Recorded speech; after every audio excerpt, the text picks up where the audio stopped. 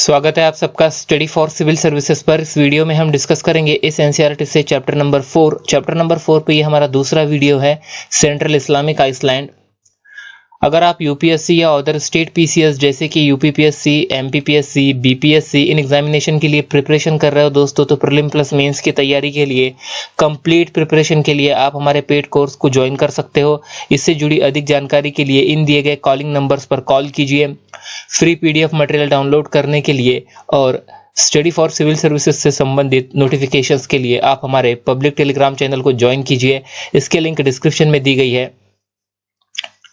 Previous video में हमने जो कुछ डिस्कस किया था उससे आगे चलते हैं इस वीडियो में, और इस वीडियो में हम देखने वाले हैं क्रूसेड्स के बारे में, धर्म युद्ध के नाम से जिन्हें जाना जाता है, जिन युद्धों को।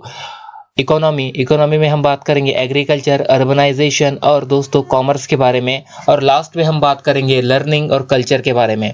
तो स्टार्ट करते हैं क्रूसेड से, और टू द पॉइंट यहाँ पर हमारा डिस्कशन रहेगा, ठीक है। तो दोस्तों ये जो युद्ध 1095 से लेकर 1291 के बीच में हुए हैं, इन युद्धों को क्रूसेड्स कहा जाता है। ये युद्ध किन के बीच में हुए थे? यहाँ पर यूरोपियन क्रिश्चियंस थे एक और दूसरे और दोस्तों मुस्लिम्स थे, राइट। ये मुस्लिम जो ईस्टर्न मेडिटेरियन रीजन है, राइट, यहाँ के थे, और ये युद्ध हुए थे जेरूसलेम पर कब्जा करने के लिए या जेरूसलेम को रिकैप्चर करने के लिए, राइट। और इन युद्ध को बाद में धर्म युद्ध के नाम से जाना जाता है। अब देखा जाए दोस्तों तो कुछ सोर्सेज से हमें ये पता चलता है कि जो पॉप अर्बन II थे, इन्होंने क्रिश्चियन सोल्जर्स को क्रॉस गिफ्ट किया था इस युद्ध में उतरने से पहले या इस युद्ध में लड़ने से पहले। तो इसीलिए दोस्तों इसे क्रूसेड्स के नाम से जाना जाता है, राइट। अब हम बात करते हैं कि युद्ध हुए क्यों थे, इसके पीछे क्या कॉजेस थे, क्या रीजंस थे। तो देखा जाए दोस्तों तो जेरूसलेम इस सिटी को कॉन्कर कर लिया जाता है अरब्स के द्वारा 638 में, राइट। अब 638 में जेरूसलेम अरब्स के कंट्रोल में चली जाती है। अब जेरूसलेम से दोस्तों क्रिश्चियन का जो रिलेशन है ये भी जुड़ा हुआ है, इनके इमोशन भी इससे अटैच्ड है, बिकॉज ये वही जगह है जहां पर जीसस को क्रूसिफिकेशन किया गया था, राइट दोस्तों। इसलिए ये प्लेस इंपॉर्टेंट रखता है एक तरीके से पिलग्रिमेज के रूप में क्रिश्चियंस के लिए, राइट।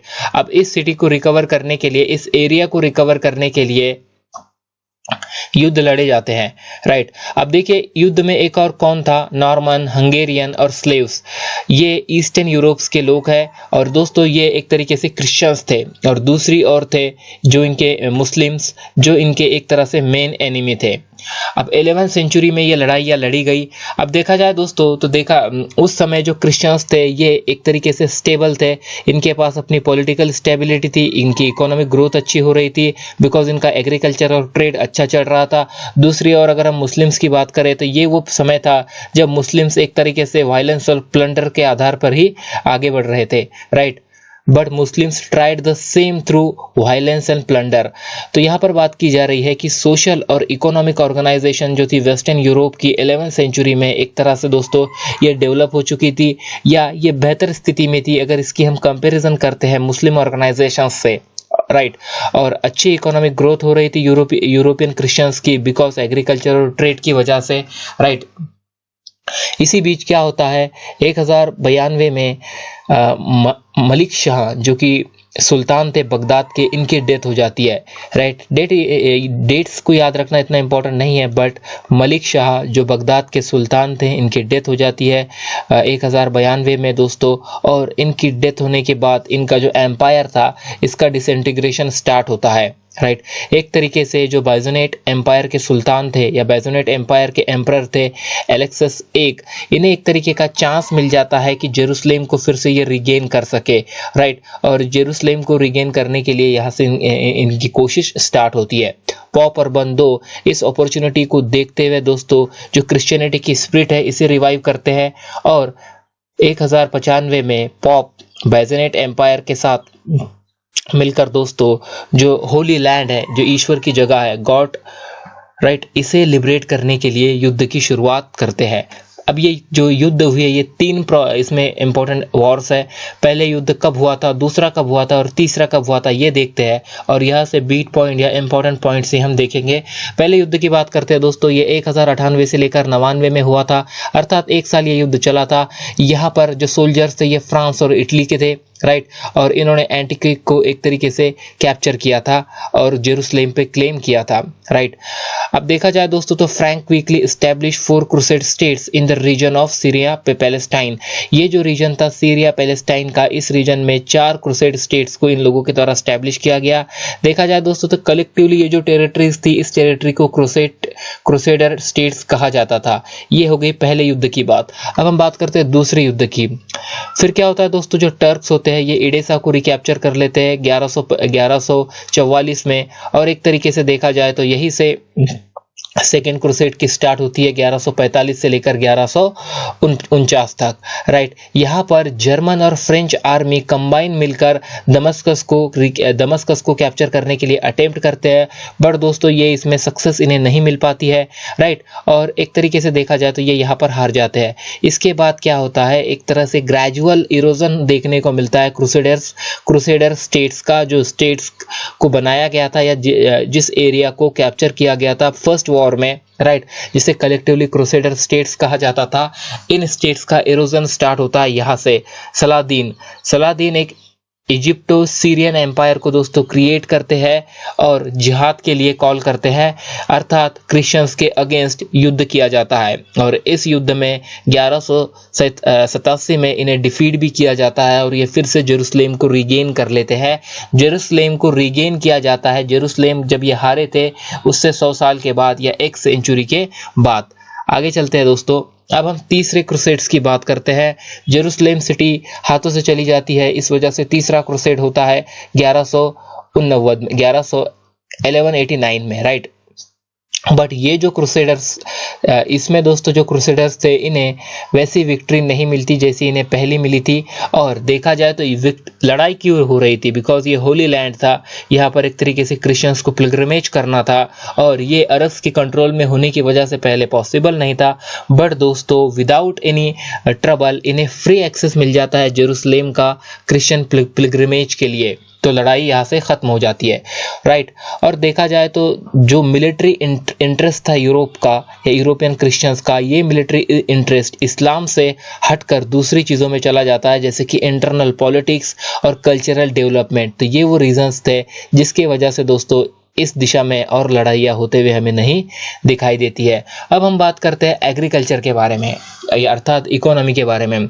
तो देखा जाए दोस्तों जो न्यूली कॉन्कर टेरिटरीज थी, यहाँ पर रहने वाले लोगों के लिए एग्रीकल्चर एक इम्पोर्टेंट ऑक्यूपेशन था, या यूँ कहे कि प्रिंसिपल ऑक्यूपेशन था, राइट। यहाँ पर छोटे बड़े किसान हुआ करते थे और दोस्तों ये खेती किया करते थे। इसी के आधार पर स्टेट को टैक्स मिला करता था, स्टेट अपना टैक्स कलेक्ट किया करता था, right.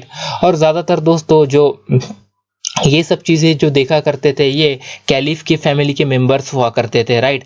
The state had overall control of agricultural land पर स्टेट का एक तरीके से ओवरऑल कंट्रोल था, बिकॉज दोस्तों लैंड रेवेन्यू यहाँ से इन्हें मिला करता था, ओके। अब जिस लैंड्स को अरब्स के द्वारा कंकर्ड किया गया था, जीता गया था, राइट, वो एक तरीके से दोस्तों टैक्स, वहाँ से इन्हें टैक्स मिलता था, जैसे कि हमने पहले भी इस पर बात की। बट अलग अलग तरह का टैक्स यहाँ पर वसूला जाता था। अब ये टैक्स डिपेंड करता है कि टैक्स देने वाले कौन है। अगर टैक्स देने वाले मुस्लिम्स है तो 1/10 इनसे इनके प्रोड्यूस के वसूला जाएगा। अगर ये नॉन मुस्लिम्स है तो दोस्तों इनसे हाफ उनके प्रोड्यूस का टैक्स वसूला जाएगा। इससे क्या होता है कि नॉन मुस्लिम एक तरीके से कन्वर्ट होते हैं, ये मुस्लिम बन जाते हैं। अब जब ये मुस्लिम बन जाते हैं दोस्तों तो टैक्स पेयर या टैक्स से जो कुछ भी पैसा आ रहा है इसकी संख्या कम हो गई होंगी, राइट, इसका नंबर रिड्यूस हो गया होगा। तो ऐसे में क्या होता है, पहले तो डिस्करेज किया जाता है कन्वर्सेशंस को, बट बाद में क्या किया जाता है दोस्तों, कैलिफ के द्वारा एक तरह से यूनिफॉर्म टैक्सेशन की पॉलिसी को इंट्रोड्यूस किया जाता है।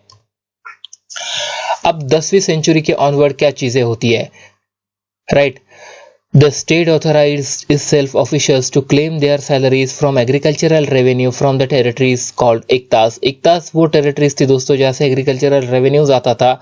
अब देखा जाए तो स्टेट्स के जो ऑथराइज्ड ऑफिशियल्स है इनकी सैलरी भी यही से होने वाली थी। एग्रीकल्चरल प्रॉस्पेरिटी और पॉलिटिकल स्टेबिलिटी एक साथ चल रहे थे, राइट। अब देखा जाए तो स्टेट ने सपोर्ट किया उस इंफ्रास्ट्रक्चर को डेवलप करने के लिए जो इंफ्रास्ट्रक्चर की आवश्यकता होती है अच्छे एग्रीकल्चर होने के लिए, जैसे कि डैम, कैनल, राइट, वेल्स। अब इस्लामिक लॉ से दोस्तों टैक्स कंसेशन भी दिया गया उन लोगों को जिन लोगों ने जो वेस्ट लैंड था, जो अनकल्टिवेटेड लैंड था, इसे कल्टिवेटेड लैंड बनाया, ऐसे लोगों को टैक्स कंसेशन भी मिला। पेजेंट्स के लिए इनिशिएटिव्स लिए गए, स्टेट्स ने इन्हें सपोर्ट किया। और दोस्तों देखा जाए तो जो कल्टिवेबल लैंड है और इसकी जो प्रोडक्टिविटी है, इसे बढ़ाने की दिशा में काम किया गया। मेजर टेक्नोलॉजिकल चेंजेस इस समय पर आए, नए क्रॉप्स इंट्रोड्यूस किए गए जैसे कि कॉटन, ऑरेंज, बनाना, वाटरमेलन, स्पिंच और ब्रिंजल्स, राइट। और देखा जाए दोस्तों तो अब ये एक्सपोर्ट्स भी किए जा रहे थे यूरोपियन कंट्रीज को, यूरोप के साइड में। नेक्स्ट हमारा टॉपिक है अर्बनाइजेशन। तो देखा जाए दोस्तों तो इस्लामिक सिविलाइजेशन फ्लोरिस्ट होता है कुछ सिटीज से लेकर और ये बढ़ता है। अब यहाँ पर कुछ सिटीज की हम बात करते हैं जैसे कि कूफा, बरसा जो कि इराक की है, फैस्टेड और कायरो जो कि इजिप्ट की है, राइट। ये शुरुआती समय में जो मेन सिटीज थी जो हमें डेवलप होते हुए दिखाई देती है। अब देखा जाए तो दोस्तों सिटीज एक तरीके से बैकबोन था लोकल एडमिनिस्ट्रेशन का, बिकॉज लोकल एडमिनिस्ट्रेशन सिटी से ही हैंडल किया जाता था। इसी समय पर ये कहते हैं कि बगदाद की जो पॉपुलेशन थी ये 1 मिलियन तक पहुंच चुकी थी। जो पुराने टाउन्स थे, ओल्डर टाउन जैसे कि दमस्कस, इफाना और समरकंद, एक तरीके से दोस्तों ये भी नए तरह से अब यहाँ पर भी नई चीजें आ रही थी, नए चेंजेस हम देख रहे थे। The size and population increase supported by the expansion of production of food grains and raw material such as cotton and sugar for urban manufacturer. अब साइज और पॉपुलेशन इंक्रीज हो रही है, एक्सपांशन हो रहा है दोस्तों, तो एक तरीके से स्कोप है यहाँ पर फूड ग्रेन को एक्सपांड करने के लिए, रॉ मटेरियल की डिमांड के लिए जैसे कि कॉटन और शुगर हो गया, राइट, जो अर्बन मैन्युफैक्चरर्स थे इनके लिए। एक तरीके से सिटीज का अर्बन नेटवर्क डेवलप होता है, लिंक डेवलप होती है दोस्तों एक टाउन से लेकर दूसरे टाउन के बीच में, और ये एक सर्किट को फॉर्म करते हैं। सिटी के हार्ट में हमें 2 तरह की बिल्डिंग्स दिखाई देती है उस समय की अगर हम बात करें, जो कल्चर और इकोनॉमिक पावर को प्रेजेंट करती है। इसमें एक बिल्डिंग है मॉस्क्यू और दूसरी बिल्डिंग है दोस्तों central market place. Central market place वो जगह जहां पर पैसे की लेन देन होती है। सिटीज एक तरह से दोस्तों घर का काम करती है एडमिनिस्ट्रेटर के लिए, स्कॉलर के लिए और मर्चेंट्स के लिए। एडमिनिस्ट्रेटर, स्कॉलर्स और मर्चेंट सिटी में रहा करते थे, और दोस्तों ये जो मेन सेंटर होता था इसके पास ही ये लोग रहते थे। जब हम ऑर्डिनरी सिटीजन्स की बात करते हैं दोस्तों तो ये क्वार्टर्स में रहा करते थे या आउटर सर्कल में रहा करते थे, राइट। इनकी अपनी मॉस्क्यू हुआ करती थी या चर्च, जिस भी किसी रिलीजन से ये बिलोंग करते हैं उनका जो वर्शिप का प्लेस है ये इनका अलग होता था। इनके भी अपने सब्सिडरी मार्केट प्लेसेस होते थे, पब्लिक बात के लिए जो प्लेसेस है ये भी इनके अलग होते थे। इसके अलावा अगर हम बात करें तो यहाँ पर जो अर्बन पुअर और अर्बन एक तरीके से रीच लोग हैं, इनके बीच में के डिफरेंसेस के बारे में चीजें हमारे सामने रखी गई है। चलिए हम आगे चलते हैं, फिर हम कॉमर्स की बात करते हैं। देखा जाए दोस्तों तो ये जो एरिया है यहाँ की जियोग्राफी एक तरीके से फेवर्ड थी कॉमर्स के लिए या इकोनॉमिक एक्टिविटीज के लिए, बिकॉज जो ट्रेडिंग जोन है इंडियन ओशन और मेडिटेरियन रीजन का, इसके बीच में ये चीजें हमें देखने को मिलती है। तो तकरीबन 5 सेंचुरीज 500 साल अरब और ईरानियन ट्रेडर्स की मोनोपोली थी दोस्तों। मेरीटाइम जो ट्रेड रूट था इस पर, और इससे चाइना, इंडिया और यूरोप के साथ ये ट्रेड किया करते थे। ये जो ट्रेड था दोस्तों ये 2 मेजर रूट से होता था, एक है रेड सी और दूसरा है पर्शियन गल्फ, राइट। जो पॉलिटिकल यूनिफिकेशन और अर्बन डिमांड थी फूड स्टफ और लग्जरीज की, ये बढ़ती रही because circuit of exchange expand होता रहा, right. High value goods suitable for long distance trade. जो हाई वैल्यू गुड्स है दोस्तों ये लॉन्ग डिस्टेंस ट्रेड के लिए एक तरह से सुटेबल थी। अब हाई वैल्यू गुड्स में कौन सी गुड्स आ गई? स्पाइसेस, टेक्सटाइल, ऐसी गुड्स जो पेरिशेबल नहीं है, राइट। पोर्सेलेन, गन पाउडर, ये शिफ्ट होता था इंडिया से लेकर चाइना तक, राइट, रेड सी के पोर्ट से। ओके, रिलीजन के बारे में बात करते हैं। जो इस्लामिक स्कॉलर्स थे इन्हें जो इन्फॉर्मेशन पता चलती है इस्लाम की, इसका सोर्स दोस्तों कुरान और जो मॉडल बिहेवियर है प्रोफेट का, इन चीज़ों से, राइट। इसी के अध्ययन से हमें पता चलता है कि परमेश्वर या गॉड हमसे क्या चाहते हैं, और दोस्तों एक तरीके से यही हमें गाइडेंस प्रोवाइड करता है जिसके माध्यम से हम चीज़ों को समझ सकते हैं। उलेमास एक तरह के रिलीजियस स्कॉलर्स है जो इस्लाम के बारे में जिन्हें अच्छे से इंफॉर्मेशन होती है, राइट। उलेमास ने दोस्तों एक तरीके से इंटरप्रिटेशन करने का काम किया कुरान और जो हदीस थी इन्हें। अब हदीस क्या था, किसे कहा जाता है, इसके बारे में हम प्रीवियस वीडियो में जान चुके हैं, राइट। कुछ लोगों ने दोस्तों या कुछ स्कॉलर्स ने एक तरीके से शरिया लॉज या जो prepare a body of law जिसे शरिया कहा जाता है, इन्हें भी एक तरीके से प्रिपेयर किया कि किस तरीके से रहना चाहिए या किस तरीके से मॉडल वे ऑफ कंडक्ट हमारा या उन लोगों का जो इस्लाम में बिलीव करते हैं, जो मुस्लिम्स हैं, इनका होने चाहिए, किस तरीके से सोशल अफेयर्स कंडक्ट करने चाहिए। तो शरिया के माध्यम से, शरिया लॉज के माध्यम से ये चीज़ें एक तरीके से डिफाइन की गई। When life had become increasingly complex with urbanisation which lead to the formation of 4 schools of law, जब लाइफ अर्बनाइजेशन के साथ एक तरीके से कॉम्प्लेक्स हो गई दोस्तों, तो इससे हमें 4 स्कूल ऑफ लॉस निकल कर आए। और ये 18 और 19 सेंचुरीज के समय की बात है। ये कौन से हैं? मलिकी, हनफी, शफी और हनबली, राइट। ये 4 स्कूल्स ऑफ लॉ है। अब शरिया लॉ जो स्कॉलर्स के द्वारा बनाए गए, ये एक तरीके से गाइडेंस प्रोवाइड करते हैं हर तरह के लीगल इश्यूज से संबंधित with in Sunni society, right. जैसे कि marriage, diverse, inheritance, commercial matters, right. इसके अलावा जो लीगल इश्यूज है, इससे संबंधित लॉज, रूल, रेगुलेशन प्रोवाइड कराए जाते हैं। जो रिलीजियस माइंडेड लोगों का ग्रुप, मेडिवल समय की यह बात है दोस्तों, इन्हें सूफी कहा जाता है। इन्होंने एक तरीके से भक्ति के माध्यम से गॉड के साथ रिलेशन को डेवलप किया, जैसे कि तप, mysticism, right. The more society gave importance to the material pursuits and pleasures, the more the Sufis sought to renounce the world, rely on God alone, right. तो एक तरीके से सूफीज्म ये एक कैरेक्टरिस्टिक फीचर्स है जो हमारे यहाँ पे देखा जाता है। तो दोस्तों किस तरीके से कलेक्शन या किस तरीके से, not connection, it is a connection, God के साथ आप कनेक्शन स्टैब्लिश कर सकते हो इंडिविजुअली, इन सब चीज़ों के बारे में सूफीज़म बात करता है, राइट। सूफीज़म या भक्तिज़म, ओके। अब देखा जाए तो जो इन्फ्लुएंस देखने को मिलता है ग्रीक फिलोसफी और साइंस का उन लोगों पर, उन इस्लामिक फिलोसोफर्स पर, साइंटिस्ट पर दोस्तों जो यहाँ से पढ़े थे, राइट। जैसे कि school of Alexandria, Syria, Iraq, Greek, right. यहाँ की फिलोसफी, यहाँ का मैथमेटिक्स, यहाँ का मेडिसिन।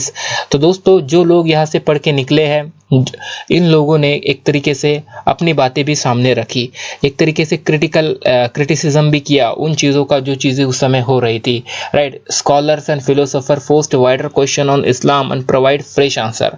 इन लोगों ने क्वेश्चंस भी उठाए, इन लोगों ने इन क्वेश्चंस के आंसर भी किए। यहाँ पर एक डॉक्टर का बारे में बताया गया है जिनका नाम था इब्न सीना। ये एक तरीके से दोस्तों बाय प्रोफेशन से डॉक्टर थे, एक फिलोसोफर थे, राइट। इन्होंने जब डे ऑफ जजमेंट की कंसेप्ट है, राइट, इसमें यकीन नहीं दिखाया, इसमें विश्वास नहीं दिखाया। और इनकी जो राइटिंग थी, ये राइटिंग वाइडली उस समय पे पढ़ी भी गई। एक मोस्ट इन्फ्लुएंशियल बुक के बारे में यहाँ पे बताया जाता है, कैनन ऑफ मेडिसिन, जिसमें दोस्तों तकरीबन 760 ऐसी ड्रग्स को लिस्ट किया गया है जिसे उस समय बेचा जाता था या सोल्ड किया जाता था एज अ फार्मासिस्ट के द्वारा, राइट। अब देखिए यहाँ पर हम सोसाइटीज के बारे में बात करते हैं। मेडिवल इस्लामिक सोसाइटीज वो किस तरीके से लैंग्वेज का यूज़ किया करती थी, कौन सी लैंग्वेज उस समय ज़्यादा चलन में थी, ये सब बातों पर, इन सब चीज़ों पे यहाँ पे बात की गई है। जब हम लैंग्वेज की बात करते हैं दोस्तों, तो लैंग्वेज से लिटरेचर निकल के आता है। जब लिटरेचर निकल के आता है तो स्टोरीज, लिटरेचर में स्टोरीज होती है, लिटरेचर में पोएम होती है, लिटरेचर में जो डिफरेंट काइंड्स ऑफ चीज़ें होती है, ये सब होती है। वो उनके लिखने वाले लोग होते हैं, जैसे कि यहाँ पर अबू नवास ये एक पर्शियन ओरिजिन के व्यक्ति थे जो कि क्लासिक पोएट्री में जिन्होंने काम किया, न्यू थीम इन्होंने यहाँ पर इंट्रोड्यूस की, राइट। इसके अलावा दोस्तों यहाँ पर बात की जाती है कि जब अरब ने कंकड़ कर लिया ईरान को, तो उस समय जो पहलवी थी एक तरीके के डिके पर थी, और पहलवी का एक नया वर्जन देखने को मिला जिसे न्यू पर्शियन कहा जाता है। और दोस्तों जो अरब वोकैबुलरीज है, इसके साथ ये डेवलप हुआ, राइट। रुड़की, अब what is the Roorkee? Roorkee was considered the father of new Persian poetry. Roorkee को पर्शियन पोएट्री का फादर कहा जाता है दोस्तों। अब इसमें देखिए दो तरह की चीज़ें हैं, एक शॉर्ट लिरिकल पोएम्स जिसे हम गज़ल कहते हैं, और गज़ल तो आपने सुनी होंगी, गज़लकार ये हमारे यहाँ पर फेमस गज़लकार हो गए हैं दोस्तों, होकर गए हैं, और इनके अगर आप गज़ल सुनते हो तो ये सुनने में काफ़ी अच्छी लगती है। और रुबाई, व्हाट इज़ रुबाई? रुबाई एक तरीके से ये लिटरेचर का फॉर्म है जहाँ पर सिर्फ और सिर्फ 4 लाइन होती है। पहली जो लाइन होती है दोस्तों, इन 4 लाइन में से पहली दो लाइन एक तरीके से स्टेज सेट करती है। जो थर्ड लाइन होती है ये एक तरीके से फाइनलाइज करती है जो पॉइंट जो पॉइंट डिलीवर किया जाने वाला इन 4 लाइन में, और 4th लाइन जो कि लास्ट लाइन है, एक तरीके से दोस्तों ये टू द पॉइंट बात करती है। इसे हम रुबाई कहते हैं। व्हाट इट इज अ रुबाई। यहाँ पर गजनी की भी बात की जाती है दोस्तों कि महमूद अब गजनी अपने साथ एक तरीके से पोएट्स का ग्रुप रखा करते थे, और इसमें से एक आउटस्टैंडिंग पोएट थे फिरदौसी, जिन्होंने तकरीबन 30 साल काम किया, और 30 साल काम करने के बाद शाहनामा को लिखा या शाहनामा को डेवलप किया, जिसे बुक्स ऑफ किंग्स कहा जाता है। राइट। शाहनामा में दोस्तों एक तरीके से कलेक्शन हमें देखने को मिलता है ट्रेडिशन और लेजेंड्स का, और ये पोएटिकली तो एक तरह से पोएटिकली एड्रेस करता है उस समय की चीज़ों को। Creation of the Arab conquest को दोस्तों एक तरह से ये एड्रेस करता है। चलिए आगे चलते हैं। आगे हम बात करते हैं दोस्तों इब्न नदीम के बारे में। इब्न नदीम डिस्क्राइब करते हैं इनके वर्क को। इब्न नदीम ने काफ़ी सारे चीज़ों को लिखा है, काफ़ी सारा इनका कंट्रीब्यूशन है इस लिटरेचर के डायरेक्शन में। और दोस्तों पंचतंत्र को इन्होंने अरबिक में ट्रांसलेट भी किया था। जो लिटरेरी वर्क है ये ज़्यादातर के पढ़ा जाता है या जिसके बारे में हमें पता है उस समय के, ये दोस्तों जो हीरोइक स्टोरीज है, राइट, जैसे कि हीरो एडवेंचर, अलेक्जेंडर, सिंदबाद और अलेक्जेंडर के बारे में तो आपको पता ही होगा, राइट। इसके अलावा जो लव स्टोरीज है जैसे कि मंजुन और मैडमाम इनकी, और ये सब चीज़ें ओवर द सेंचुरीज ट्रांसफ़र हुई है ओरल और रिटर्न ट्रेडिशन के माध्यम से। 1001 नाइट। अब यहाँ पर कुछ इंपॉर्टेंट जो मास्टरपीस है इनके बारे में बात की जा रही है, जैसे कि 1001 नाइट। इसके अलावा Scheherazade, husband night after night. अब फिर से इस पे ध्यान दीजिए। The 1001 night is another collection of story told by a single narrator, Scheherazade ने ये स्टोरीज टोल्ड की है दोस्तों to her husband night after night. और एक तरह से ये स्टोरी का कलेक्शन हमें देखने को मिलता है जिसका नाम है 1001 night. The collection was originally in Indo-Persian and was translated into Arabic in Baghdad in the 18th century. और ये सब ट्रांसलेशन 18th century में हुआ था। From the 9th century onward, the scope of writing books was expanded to include biographies, manual of ethics, history and geography.